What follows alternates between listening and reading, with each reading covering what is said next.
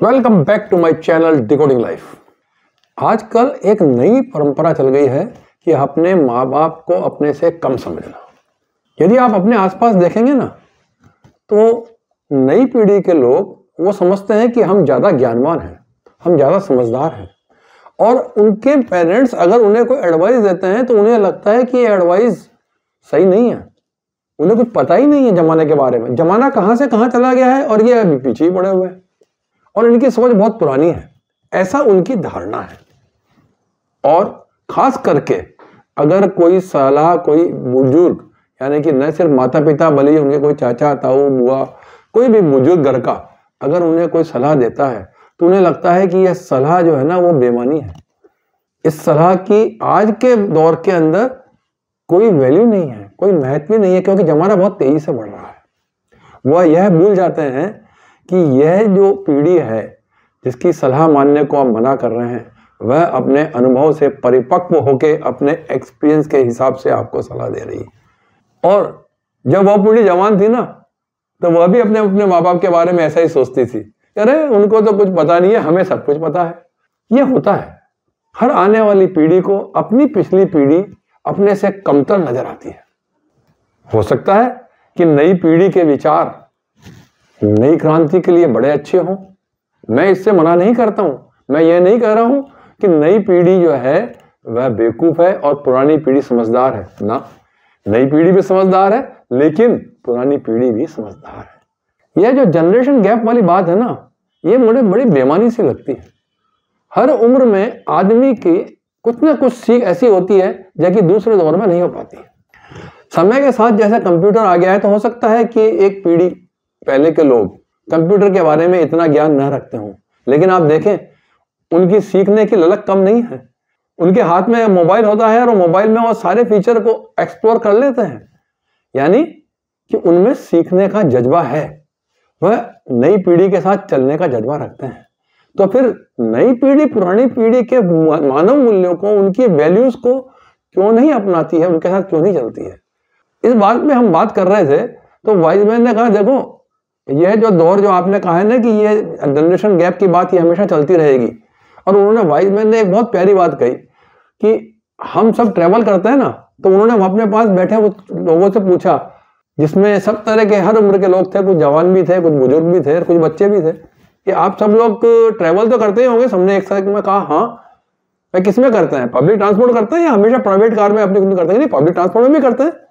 तो public transport में जब आप ट्रैवल करते हैं, चाहे वो बस हो या ट्रेन हो, या अगर किसी के पास ज्यादा पैसा है तो एरोप्लेन हो, हवाई जहाज में उसमें उड़ रहे हैं, तो आपको डर लगता है या निश्चिंत होकर करते हैं? वो क्या निश्चिंत होकर करते हैं?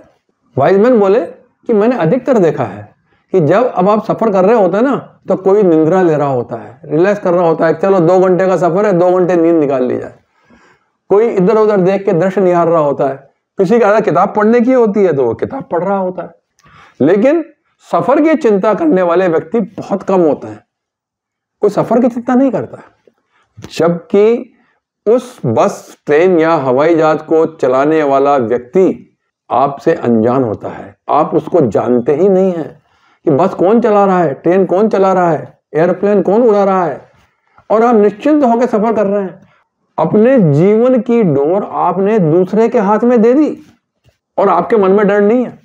आपने जाके कभी लाइसेंस चेक किया क्या ड्राइवर का, कि बस में जाने के पहले ड्राइवर का लाइसेंस चेक कर दो, भैया तू लाइसेंस ड्राइवर है या नहीं है? या ट्रेन में किसी लोको पायलट का भी तुम्हारे कितने घंटे की तुम्हारे ट्रेन चलाने का अनुभव है? या प्लेन में पायलट किसी ने पूछा क्या? आपको बात करने की अनुमति तक नहीं होती पायलट से, पूछने की तो बहुत दूर की बात है कि आप उससे इंटरव्यू करें, पूछे कि आपको कितना फ्लाइंग आवर्स का एक्सपीरियंस है, तभी मैं प्लेन में बैठूंगा। आप उस सिस्टम में विश्वास कर रहे हैं कि जिस सिस्टम से वो लोको पायलट आया है, ड्राइवर आया है या आपका पायलट आया है, और सिस्टम पे विश्वास करके मान के चलते हैं कि वो तो काबिल है, और अपनी जीवन नहीं है, आपने उनको सौंप दी। वाइजमैन बोले मुझे हैरानी जब होती है कि वही व्यक्ति जो अपने जीवन की डोर एक अनजान के हाथ में सौंप देते हैं, जब उनके घर के सदस्य बुजुर्ग लोग या फिर उनके पेरेंट्स माता पिता कोई सलाह देते हैं तो उसमें बहुत बड़ा क्वेश्चन मार्क लगा देते हैं और कहते हैं आपको नहीं पता है, हमें ज्यादा पता है।